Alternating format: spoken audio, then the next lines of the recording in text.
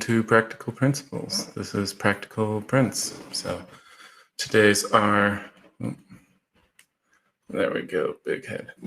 Today's our philosophy segment. We're talking about the difference between moral versus ethical, largely so that we can go back to our human interactions discussion and see if we can flesh that out more.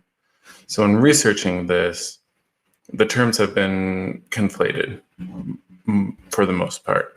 You can make a distinction, but in general, if people can use them interchangeably, so you might need somebody to define what they mean when they're talking about it. But so I'll give you the distinction that I think most people are using. So on the one hand, am I sharing? Yes. We've got morality, your morals, derived from whatever source that may come from. And then the idea is that ethics are a code derived from,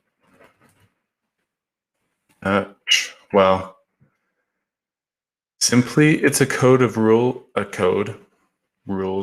laws, whatever, whether it's formal legal stuff or just rules for yourself. Any of that would count. The common idea, though, is that your ethics should come from your morality, your morals. So they should be in agreement, more or less. We can separate these to talk about them formally like this, but by and large, since your ethics come from your morals, it's more or less the same thing when they talk about something being ethical or something being moral.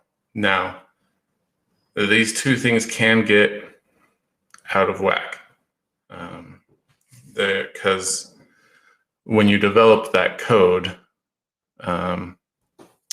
it might not be based soundly on morals, or it might just not be based on morality at all. So like, if we came up with a code that, let's do some examples. If we came up with a code that all paintings had to be shades of blue.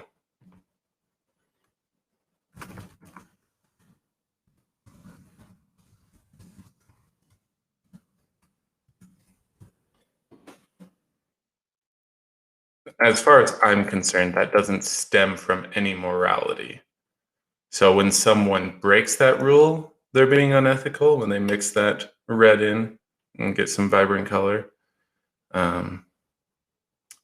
But someone abiding by that, you could say was ethical because that was the rule. So I guess, let's separate these out.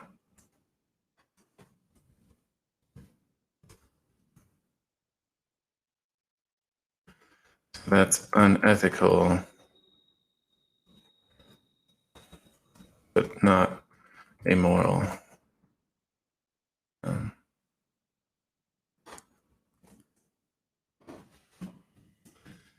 so you can get into interesting stuff, like some people, like from the Christian tradition, 10 Commandments, or I guess Judeo-Christian, thou shalt not kill.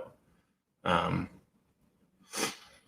mean, if you take that very seriously, what do you have in terms of self-defense? Well, you don't. You can't fight back per se. You can try to throw up walls, but at a certain point, that's not going to work, depending on the situation. So, and so, I mean, some people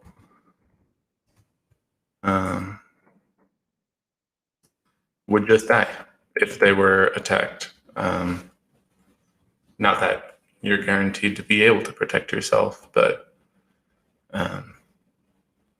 So that would be ethical by your standard of following those commandments, that commandment in particular, and moral if you're following your conscience in that case. But if you believe in self-defense, that's probably a part of your code. But if not, then technically what you're doing is unethical. I think most people would agree that it's moral. So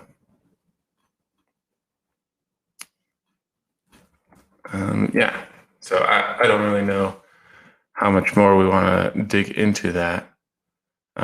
Doesn't really clear things up because as far as moral right and wrong, we've decided that conscious is our best indicator for now. And let me be clear, conscience, not consciousness or conscious in that sense. But we don't have a great way of scaling that up at the present. So we'll be looking at, well, we're still looking at individual interactions. So we'll be going back to that discussion. This is not a whole lot to share. I might push that out. I might not on the socials, but otherwise, we'll talk next week. We'll go back to the human interactions discussion, the continuation of agent interactions, and hopefully we can make some headway there. You can join us Friday for Talkin' Tarot or Monday for the business updates, basically scheduling and whatnot for the stream. And otherwise, I'll see you next Wednesday. Till then,